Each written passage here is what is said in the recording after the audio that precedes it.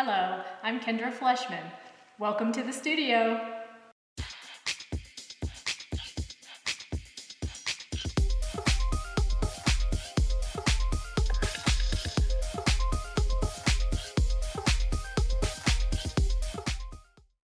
In this tutorial, we're going to make a stop motion animation using cut paper. Before we start, let's answer a question. What is stop motion?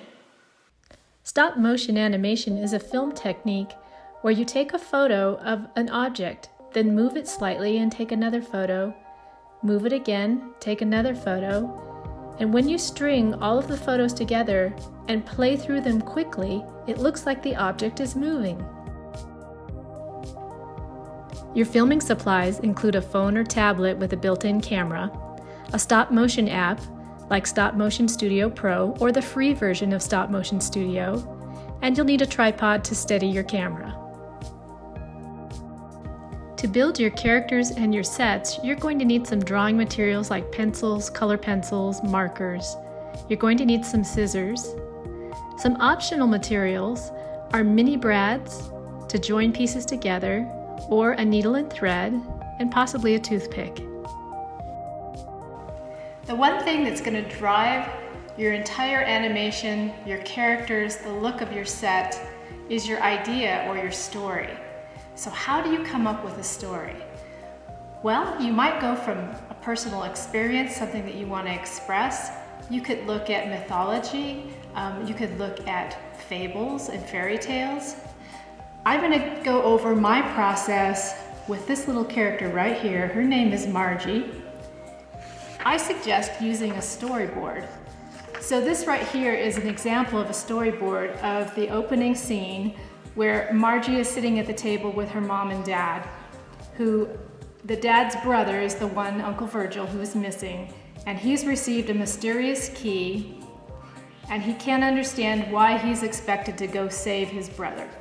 But Margie gets upset and she uses the dialogue, "Why don't you do it?" And then she decides to build her own spaceship, which is just a cardboard box, just like kids do. And then she inserts the magic key. It says, "Welcome, space traveler," and it takes off on her adventure. So storyboards help you not only decide the order of your movie, it also helps you define what each frame and what each shot is going to look like to make your animation more exciting. The next step is to start building your sets, your backgrounds, your characters. We've used pens, pencils, and markers and color pencils. We started with an opening shot of a clock that was animated, and then you'll notice in the kitchen, which was the next shot, we have the clock on the wall, so it ties it together. Each of the characters that we had in this movie, we had to create them from different angles. So this is a small version of Margie as she was sitting at the kitchen table. And then I did a larger version of Margie standing up and facing the camera, and then Margie from the side. So let's talk a little bit about how you can actually build your character. When you're drawing your character, you need to think a little bit about the different pieces that are going to go together.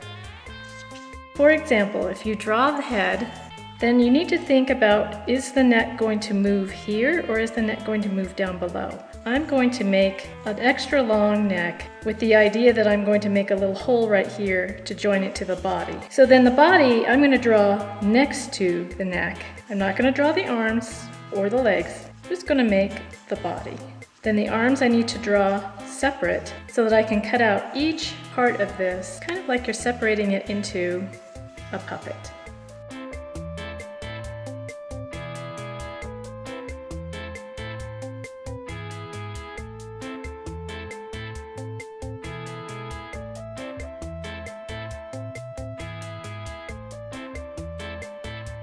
You can do an animation where your parts are loose. It's just going to be a little more difficult to move these around because you'll have to move every single piece. If that's the case, I really suggest not doing a puppet that has so much articulation, that means so much movement. Just keep it easy.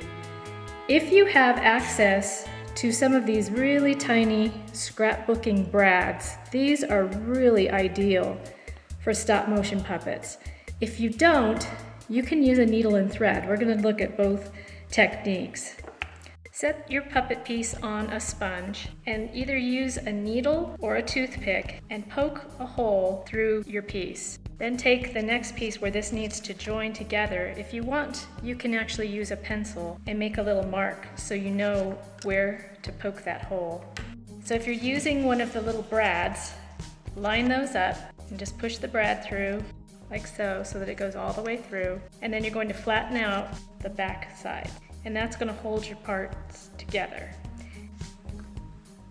If you don't have access to the little scrapbooking brads, you can take a needle and thread and actually go through here and then secure it either with little tiny knots or with tape. So let's take a look at that.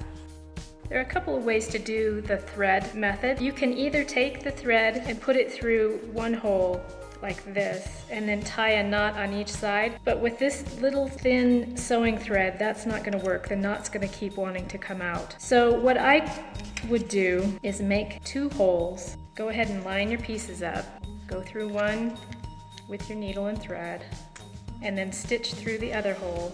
So now you have this part. This still moves. You could tie a knot here, but if you ever want to take these apart to change something, like to change the position of the head, a better solution would be to put some tape on the back side. When you've finished creating your characters, you're ready to animate. I have some different levels of difficulty in these characters. Uncle Virgil is only jointed at his shoulders and his hips and his head, so he's a little easier. Margie has lots of animation, lots of articulation. She can move her ankles, her wrists, and her head. The butterfly is pretty simple. These are even connected together, which makes it much easier to animate. So let's animate these. When you're filming stop motion, you need to figure out a tripod of some sort, especially when you're doing cut paper. You want to be filming from as much top down as you can possibly get. If you have a tripod and a holder for a phone or for your iPad or tablet, these you can angle about that much. So that's okay. You could also tilt it this way. You're going to need to find a way to support this though, so that your camera does not keep tilting over. Like I have this little wire shelf. I think it's supposed to be used for putting shoes and things on, but this works really well for me to set my camera on top. I just need to angle it so that it's in between there. And this works really good. It's very sturdy. I don't have to worry about my camera or my phone falling off. So this works well. You can stack it on things if you need it to go up farther. I can't get any closer, but that's a pretty good angle right here. If you don't have access to something like this, you can build a little tripod system by using either buckets or books, and then use another book that extends out, and then another heavy book on top of that. Then you can take your camera on your phone and angle it. Be very careful that your phone does not fall and break, but this is another solution, and then you still have access to push the button to take all of your pictures. So you're going to have to get a little bit creative with your tripod situation if you don't actually have a tripod. Let's move on to filming. To better show you the setup for this tutorial, I'm going to use an angled position where I have the tripod angled, and then I've tilted this up.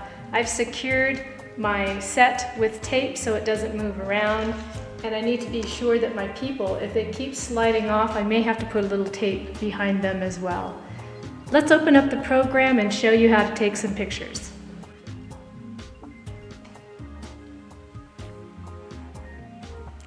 I'm going to open up Stop Motion Studio Pro. This takes you to an entrance screen, kind of a theater area where all of your projects are stored. I'm going to click the plus to make a new movie. And there you can see Margie, the uncle, the aliens, and the butterfly. Let's talk a little bit about some of the features down here at the bottom. First, I'm going to show you this little question mark. If you hit the question mark, it brings up some yellow dialog boxes, and this helps you know what each one of these things does. So if you get confused, remember you can always click. This little microphone is for you to do voiceovers. The plus sign here lets you add images, audio, and credits. This is a settings button, which we're going to take a look at in a minute. These are the frames. So all along here, this will be your timeline. This is an undo button. Over here we have some camera settings. This lets you play your movie. This is how you take a picture or capture your image. And this is a timer if you want to do a time lapse. This over here is called the onion skin or ghosting feature. And when you slide this up, it will show you the frame before. You can also set this so you see 3 frames or 5 frames back. All right, let's take some pictures.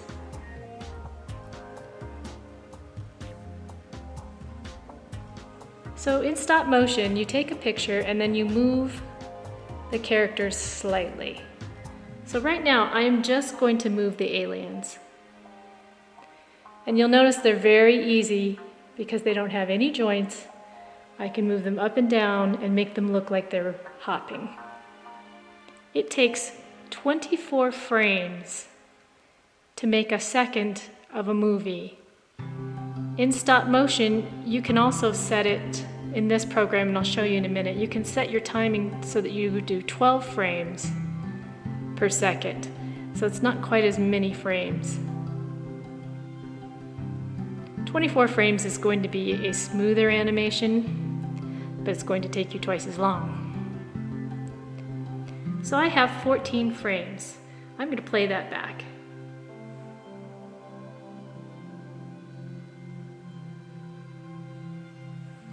So on my timeline, I can slide across here, and I'm noticing that Margie jumps up and down a little bit. If I don't like one of the frames, I can click on it and I can delete it, and that gets rid of that frame. Some other things, so let's go through that settings. Down here, let's take a look. Here was the settings. If I want to fade in, I can click this, and that means it will fade in that first frame.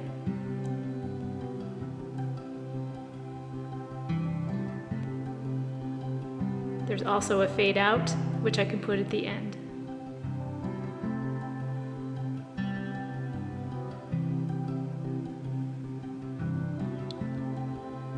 This is the speed that I was talking about.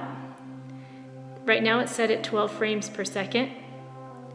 If I push it this direction, it's going to play much faster. So I would have to do many more frames to fill up a second. I'd have to do 24. This is your aspect ratio. So that has to do with how big of an area you're filming in. This is a very wide screen. That's a cinema mode.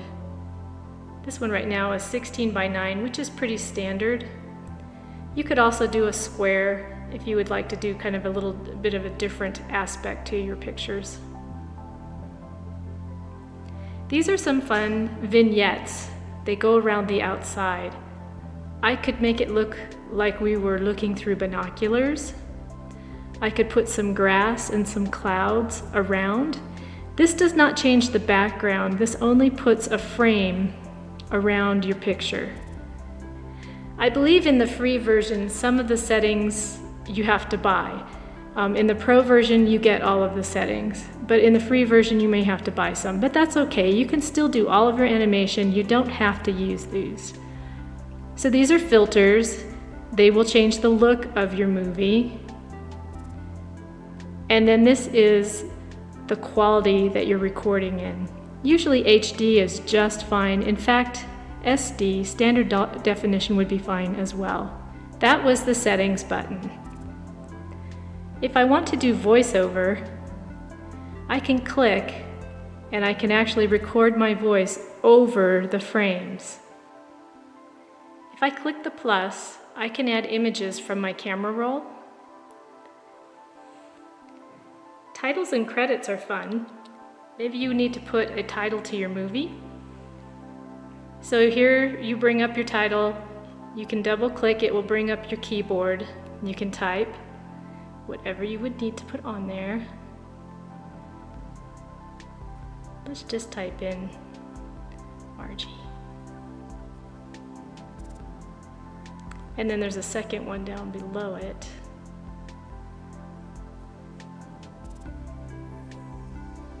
So that's over here in this piece here where I get to the stop motion studio film. This is the background. I think you can even change that background colors by bringing in your own picture if you wanted to. You can mess with the format. So this is the font, italics. You can change the color of your font. There's quite a bit of powerful things to do underneath this. Now if I go back to my movie, it's going to go through my title slide and then my movie starts.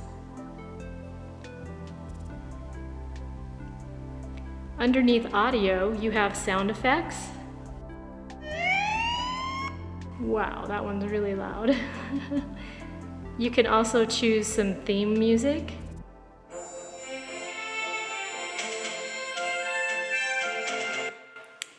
This allows you to go to the end of your timeline or back to the beginning of your timeline, and this lets you undo any mistakes. Let's talk really quickly about this button over here. These are your camera settings. In your camera, you might want to do a green screen. If I have a green piece of construction paper and I lay it down, so click on green screen and then come over here to your green screen background button, which is way over here. If you click on that, I'm going to take a picture so we can see. So now I have this ocean scene, and I could have, this is a spaceship, but I could have something going into the ocean. So let's take a picture.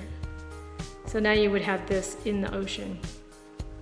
So green screens are pretty fun. You just need some green paper, and then you don't even have to do a background.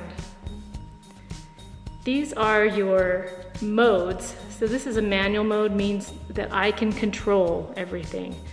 Auto means that the iPad is going to control it, which is fine, except sometimes you may have something that it doesn't want to focus on, so that's a problem. Let's go over to here. This is a zoom.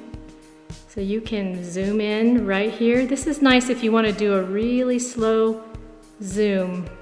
All right, let's go back over here. That was our zoom. And this rotates the picture around.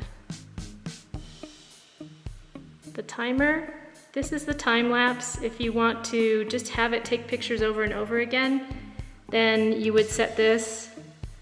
Maybe I want to actually show me moving the characters. So right now it's taking a picture every 2 seconds, and it's actually going to show me moving my characters.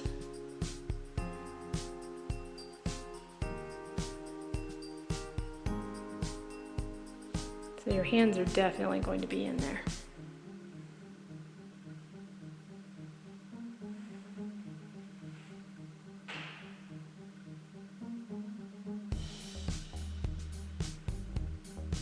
And then your ghosting feature over here, you can slide up or down depending on what you want to see more of. Right here it's off, so if I move Uncle Virgil, you can't see at all where it was. But if I move it up, you can see he was here, and then I'm moving him here. So that ghosting feature comes in handy, especially if something gets moved that you didn't want to move, you can move it back. I'm going to do some animating while you watch, and then we'll play it all back together. Let's start with the easy aliens.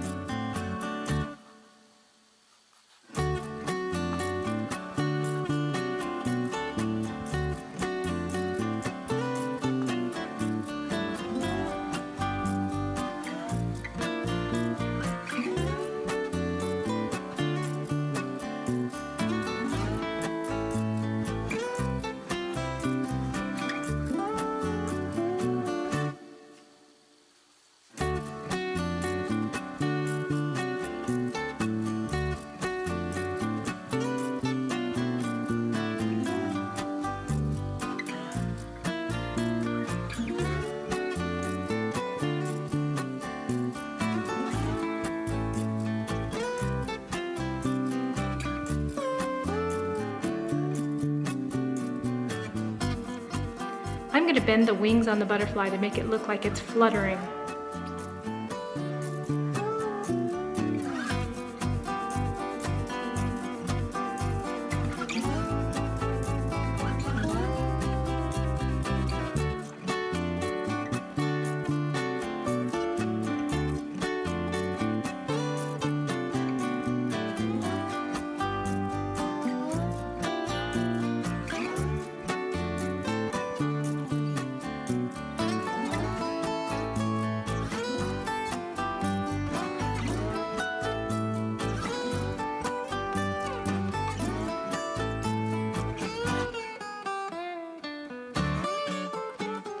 Margie's coming into the frame, and you'll notice that I have to really think about the way a person walks. So Margie's going to move one leg forward, and then she's going to need to transfer her weight onto that leg as she's stepping, and then bring the other leg even, and then in the next frame, that other leg is going to move forward.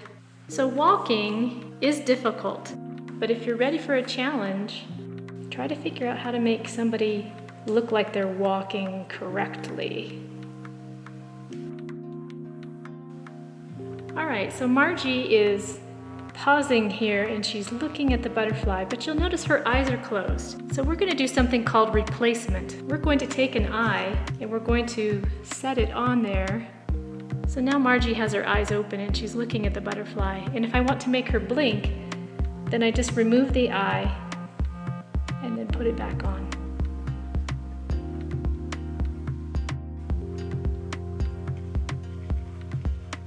If I want Margie to turn and face the camera, then I need to have my other cutout ready.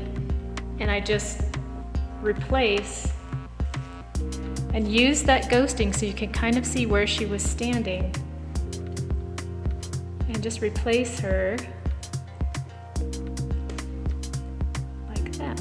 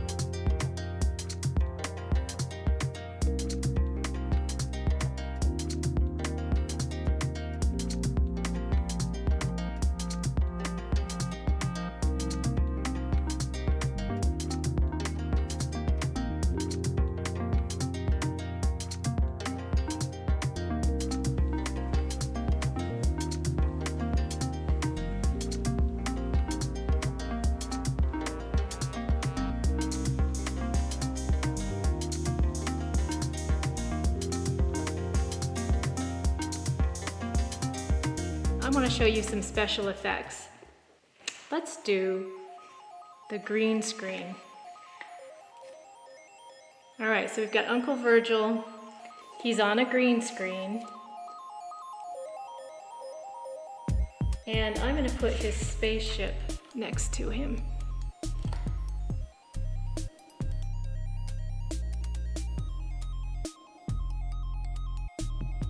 Let's go choose our green screen. I don't want him in an ocean. We could put him in space, but I think I'd rather put him right here on the moon. Now we're getting a little bit of chatter right here, so let me see if we can fix that. So to get rid of that, I needed to move him up a little bit, and then I needed to fix the lighting. Let's take some shots just to establish it here. Let's have his spaceship take off. So I'm going to use some tissue paper, and I'm going to start out with just a few tissue papers, and I'm going to change it every single time. Now because it's casting a shadow, I'm getting a little bit of the green color coming through. If I use flat paper, it might work better. Okay, for smoke, let's use cotton. We're getting a lot of green around the cotton.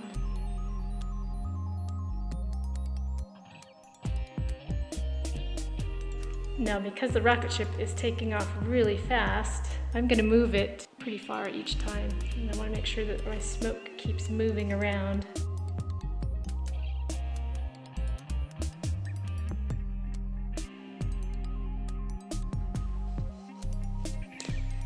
I need to have him following the direction of the spaceship.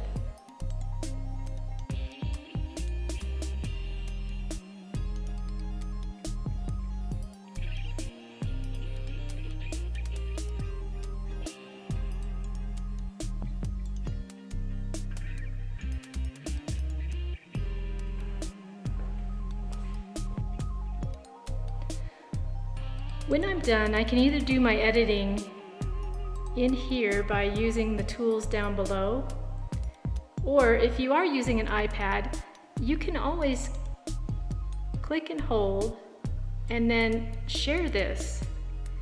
You can export the movie, you can export it as a project, you can export it as an animated GIF, you can do all of the pictures that are in there, or make a flip book. So let's export it as a movie, and let's send it to iMovie.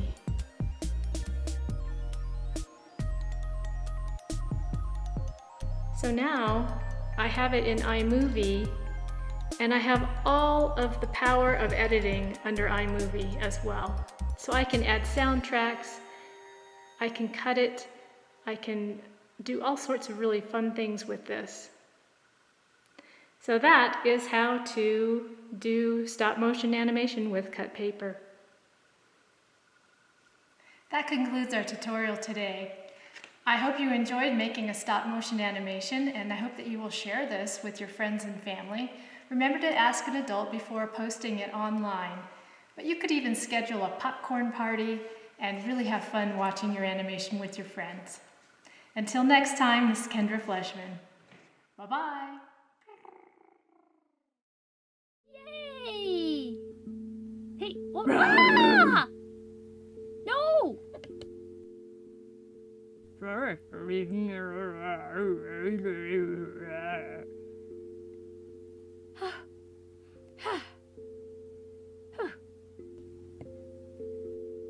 Hey, give me the key.